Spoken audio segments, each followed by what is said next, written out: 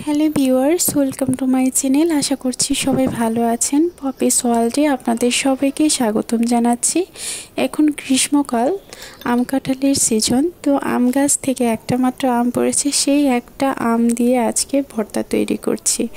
একটা আম আমি গ্রেট করে নিয়েছি, এটাতে কাঁচামরিচ কুচি দিয়েছি, কালো জিরা দিয়েছি, লবণ আর চিনি মিশিয়ে ভর্তাটা তৈরি করে নেব।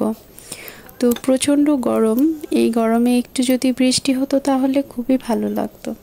মনোমরে মেঘের সঙ্গে উড়ে যাবে দিক দিগন্তের পানে, নিঃসীম শূন্যে শ্রাবণ বর্ষণ সঙ্গীতে, রিমি ঝিমি রিমি ঝিমি রিমি ঝিম।